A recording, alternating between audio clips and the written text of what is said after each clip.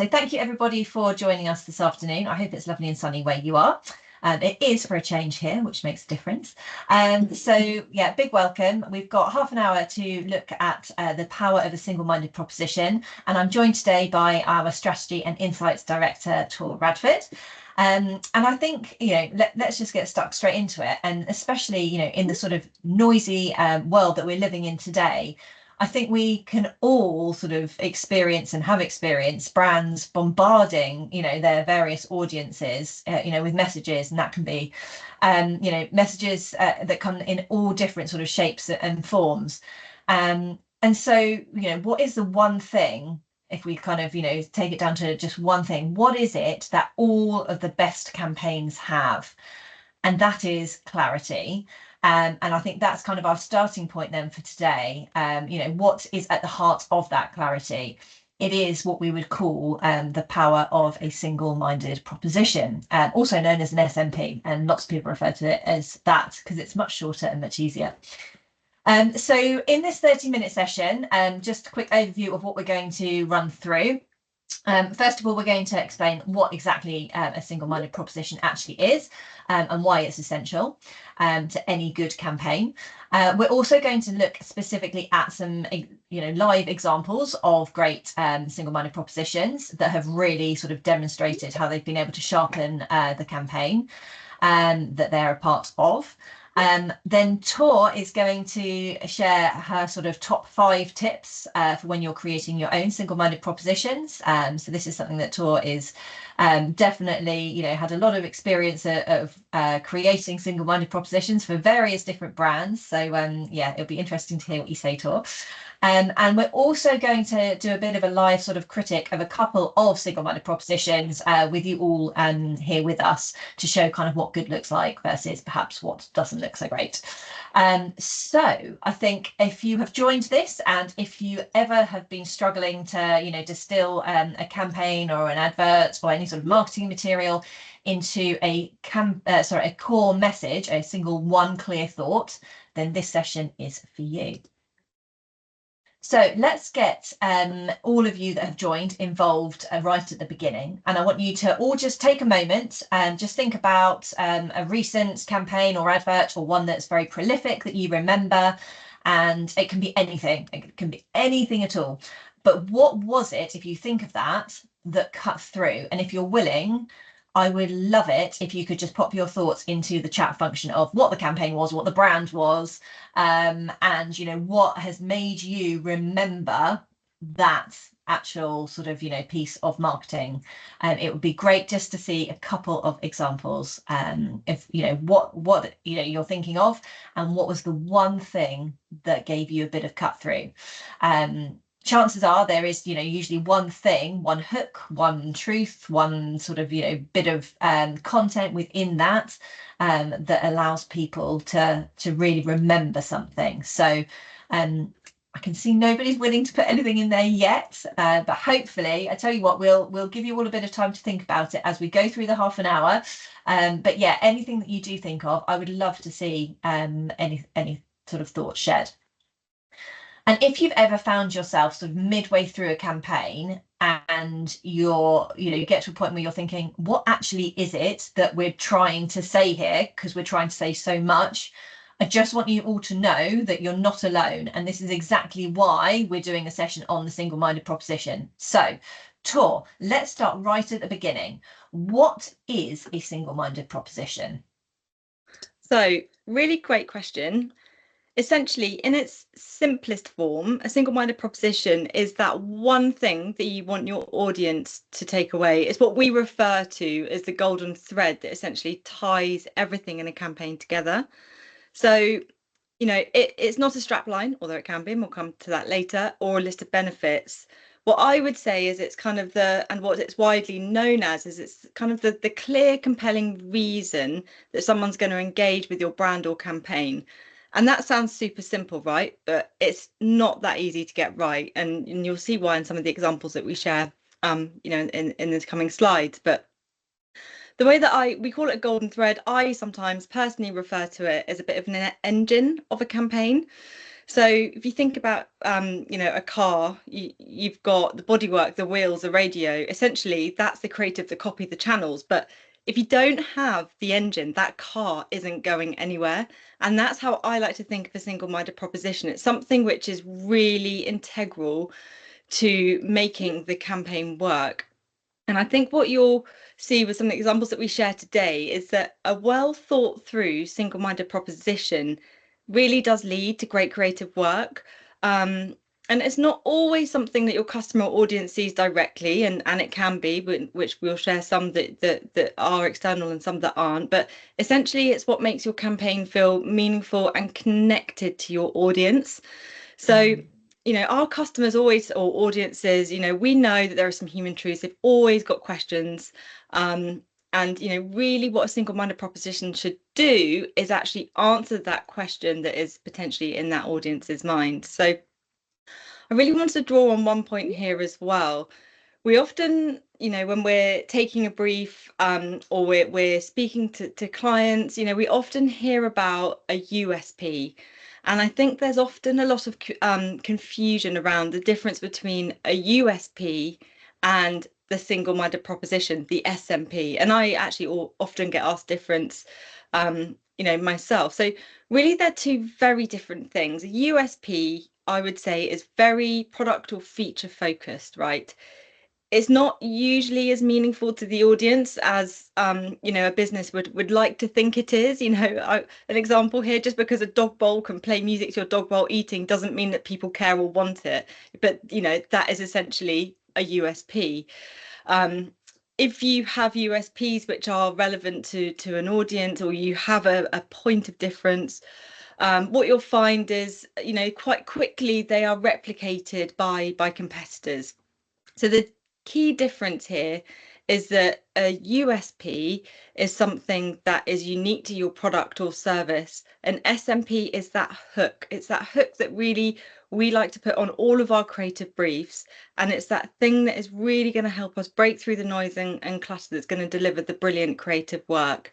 And it's the message that an audience is actually going to care about. Yeah, I love that. I also really love that you say that it's not a sort of list of benefits. And I think that is, quite often where, a lot of people go wrong, because they want to say so much because they're so passionate about their product or their service. And so they're saying, oh, we can do this and we can do this and it does this and it does that. And actually you end up saying everything, but at that point you really say nothing. So I guess my question now is, why does the single-minded proposition matter so much when building a campaign specifically? I mean, essentially things can get messy, right? I think you referred to it already, and it can happen fast. If you don't have a really clear single-minded proposition, what you'll find is that teams really interpret briefs in different ways. We might have creators running in different directions, or ultimately, if you kind of get to a point where you've developed a campaign and it's out there in the world, or with, internally, your audience can get confused, or worse, just switched off. So, it really is that compass. It's kind of giving everyone that shared direction, and it really does just make sure that we maintain kind of one key thing that we're trying to communicate, and just get that really important consistency across touch points, and keeping that message super focused. And I think then, if we're less at risk of a campaign being fragmented and disconnected. So yeah, it is a really super important part of the process in campaign development, for sure. Wow. So yeah, the golden thread essentially that ties everything together in your campaign.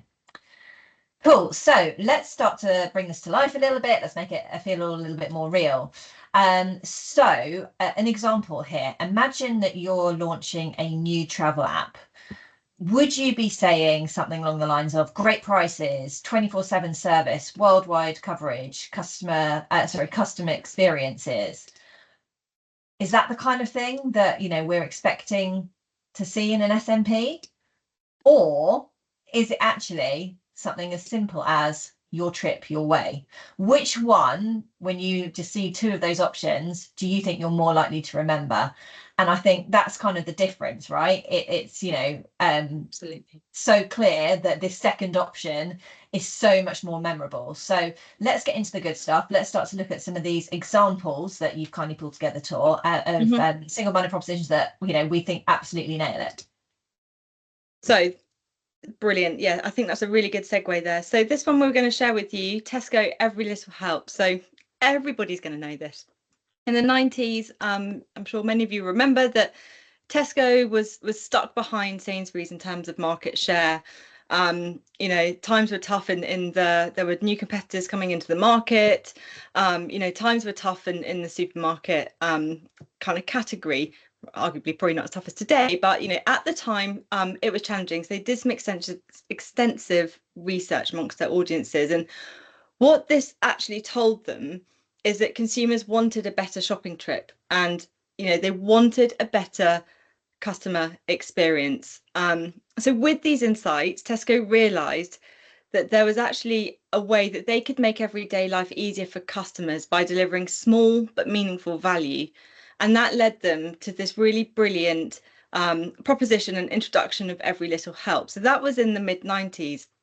And it still lives on today, which I just think is a brilliant example of a single-minded proposition which speaks so strongly to a customer truth that it's lived on for this length of time. So it's a simple, powerful message, you know, just kind of emphasizing even small savings and thoughtful services can make a big difference in everyday life. And whilst this might be the external articulation of their SMP, what's brilliant about it is that it's impossible to misunderstand, right?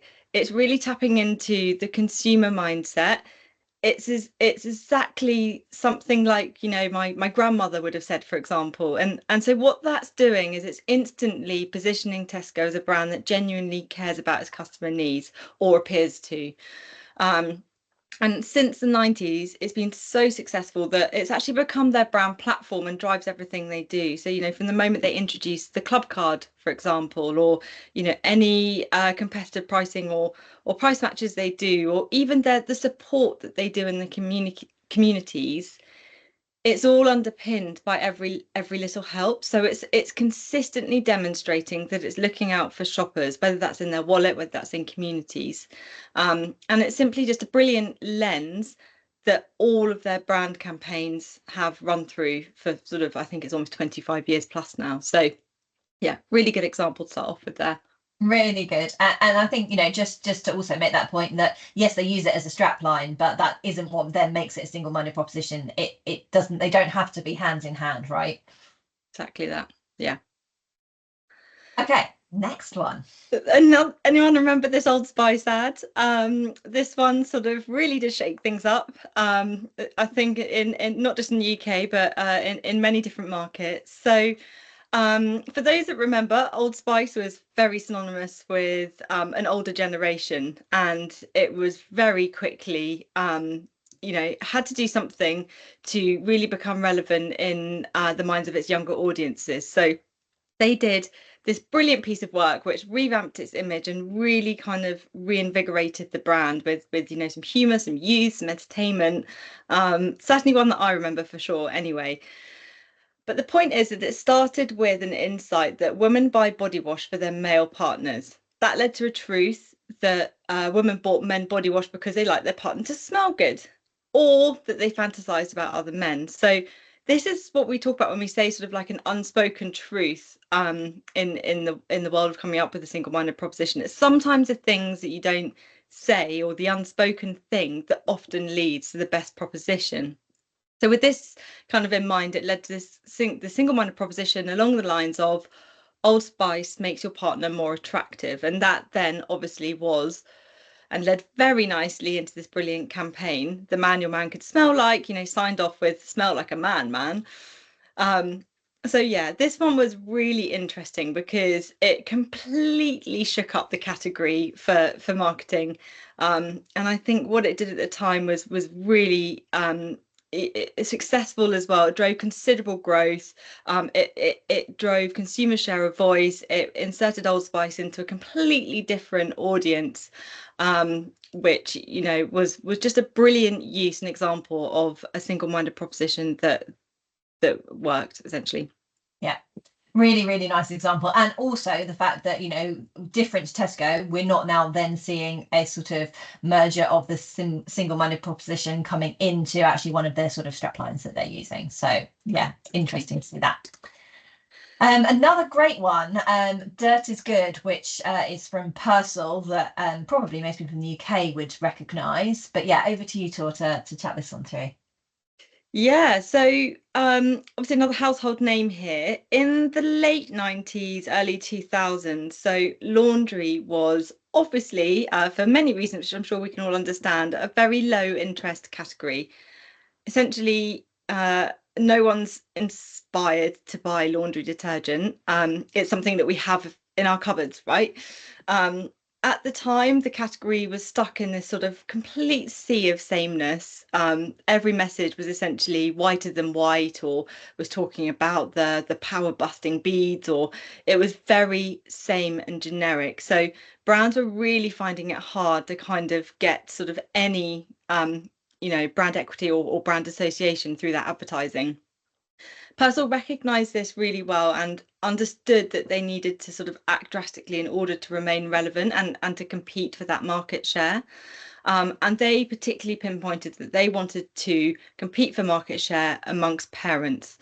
So they had their audience completely locked down. So obviously they needed to seek out what is that truth, what is that sort of emotional link to laundry, because that is a challenging thing to find. But what they did really well is unravel the truth that actually, if kids are not free to get dirty, then they can't experience life and grow. So immediately you're tapping into something super important for parents.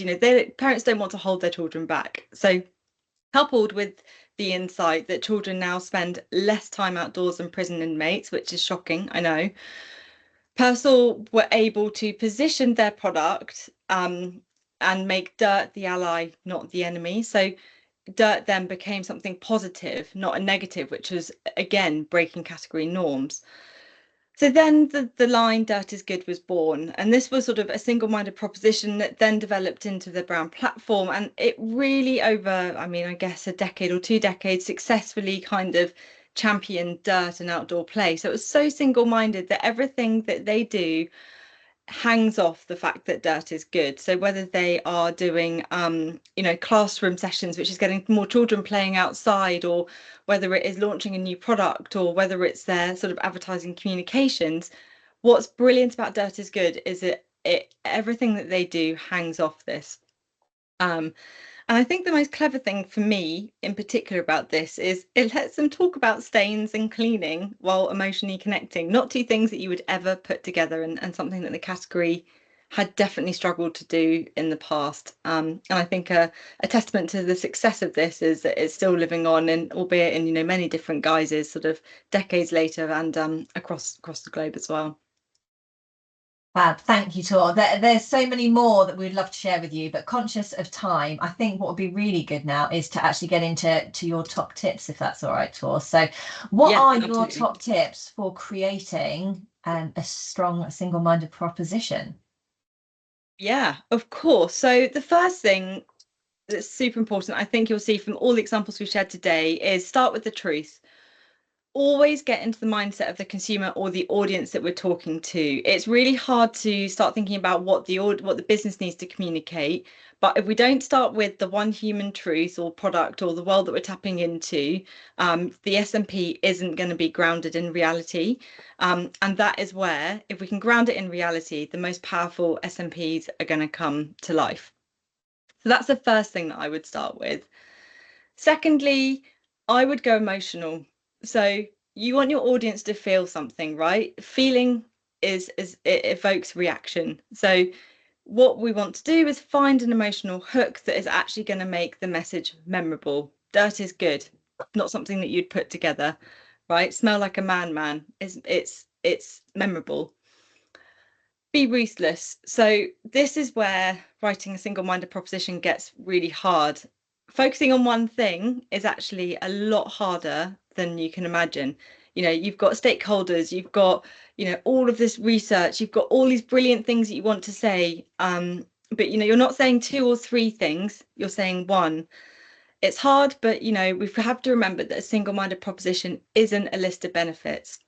I always write it again, and then I sometimes 6-7 times write it. I distill it down so it's as short as it can be in as few words as possible. And if you can do that, you'll find that you've got something super strong to work with.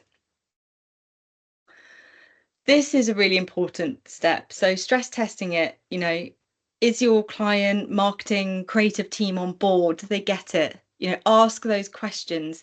Make sure that kind of people are really sharing your confidence in it. And actually, if you're in a meeting and you share a single-minded proposition and instantly people are going, oh yeah, I could see how that could work across different execution. I can see how this message could develop. If that starts to happen, then 100% you're onto something.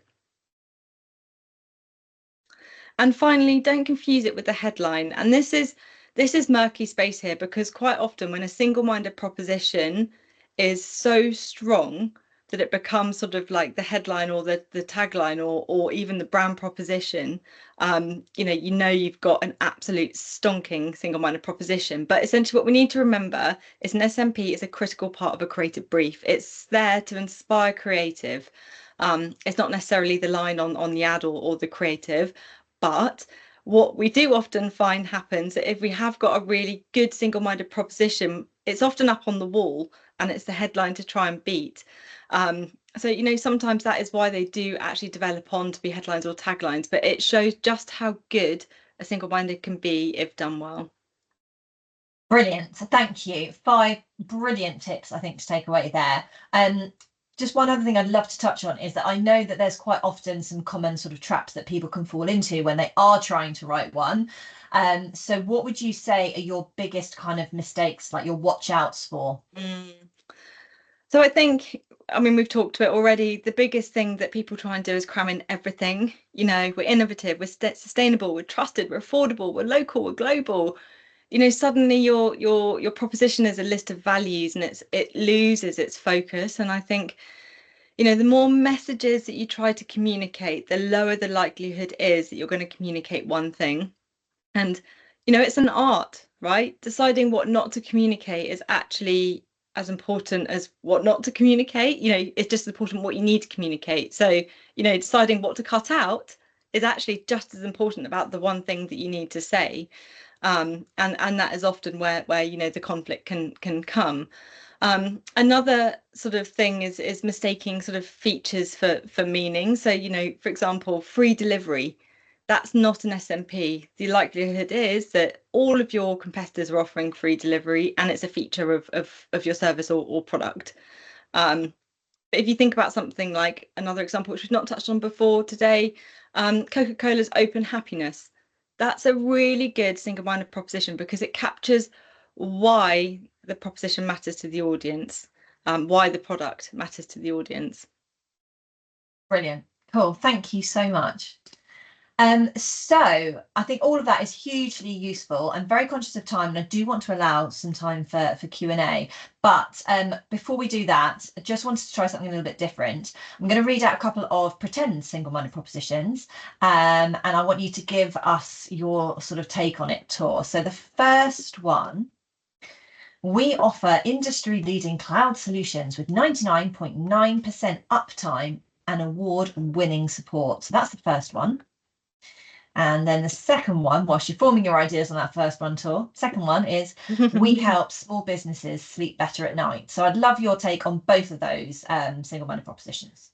Yeah, I think it's really helpful to do this. So the first one, it's a list, right? There's no emotional hook, there's no clarity. It's the copy that you look at when you read a brochure or you read sort of the long copy on a LinkedIn post, right? Second one, I say that is definitely a step in the right direction. It's really emotive, it's focused, it's put the audience at the heart of it, and it makes you think, how do they do that? And that is exactly what a good SMP should do. Real, thank you. So we're going to start to wrap things up because conscious that we've only got a couple of moments left, I'm going to launch straight into Q&A. But if there's any sort of initial feedback from today's session, then please do feel free to use the chat function and throw in any comments or questions that you may have. And yeah, in terms of what is your one big thing, I think that's the biggest thing that we need to all consider, right, when we're sort of, you know, creating a single-minded proposition, and you know, make sure that everybody is really aligned to that. So, you know, not moving forward until everybody can be really clear with that one thing, and you know, be able to sort of communicate it with clarity and confidence. So if I move straight into Q&A, please feel free to take yourself off mute. If you would like to ask a question, you can use the chat function if you prefer. I'll give you a couple of moments to think of any questions and pop them in. But Tor, I already have had a couple of questions when people have signed up that I would just love to run past you. The first being, how long should a single-minded proposition be? One sentence. It's got to be short, sharp, and sticky. So I try and aim for 5-6 words max. You can flex a little bit on that, but yeah, definitely short and sharp. Fantastic. And one other question that came in earlier, who should actually write the single-minded proposition? Should this be somebody, you know, internally within the business? Should it be external? Should it be a strategist? Should it be a creative? Yeah, who should write this? Ultimately, it's a really good question. But it should be a collaboration. So, you know, a strategist would essentially lead the thinking, but that can only come from a shared understanding with the client. A strategist will always work with a creative team to make sure as well, with a creative director to make sure that, you know, it's got the legs it needs as well. But essentially, the process is a collaboration for sure. Fantastic. No other questions have come in as yet. So I've got actually one other question that I was thinking about when you were talking about this. Can you actually have more than one single-minded proposition in terms of, like, can a brand have more than one? That is a good question. I mean, essentially, a brand would normally have sort of a brand SMP, but obviously there are different products, different services. You know, as long as campaigns have ladder up to that core message, they can have a single-minded propositions that aligns. So the answer to your question is yes, but obviously as long as everything ladders up to that core message. Fantastic. If anyone else has any questions, please feel free to take yourself off mute, shout out, or use chat. But conscious that we literally have a minute left to go, I'm just going to first of all say thank you to everybody for joining us for the session. I hope you found it useful. I also just wanted to draw some attention to a couple of resources that we have got that we've had great feedback on, and that you're very welcome to download and utilise yourselves. They are free, so all you need to do is click on the QR code. One which will help you to create authentic, accessible and inclusive communications, and another which is looking about building confidence in sustainability communications, which we know a lot of our clients are currently working through. So please feel free to click either on the links that have just gone into the chat or use the QR codes. And I hope those will both be useful. If you've got any further questions, or indeed any questions specifically around SMPs, then please do reach out to either myself or Tor. I haven't seen anybody sort of come up with any questions, so I'm hoping that Tor has covered it all brilliantly, and I think it was in half an hour you've covered a huge amount, so thank you so much, Tor, really appreciate it. And oh, hang on, there is a question. If anybody needs to jump off for, you know, whatever reason, please feel free. But Lorna, thank you. You have just asked, you work for solicitors that have got different departments and services, of which they're all quite different. Should they therefore have a different single-minded proposition for each of them or not? Really good question. So this actually sort of is essentially very similar to what we talked about in your last question, Felicity. So I would say that the solicitors firm that you work for should have a single-minded proposition. The services and departments should have you know, a proposition themselves, but it should ladder up to that top one. Brilliant. Thank you, Tor. So hopefully that's answered your question, Lorna, that yes, perhaps, you know, having different ones, but making sure that they ladder up to the main brand single-minded proposition would be ideal. Thank you. No worries at all. I'm glad we could help you. Thank you so much for everybody to join today. Really appreciate it. I hope you found it useful, and I hope that you'll be able to join one of our sessions again soon. Thanks a lot, and we'll say goodbye.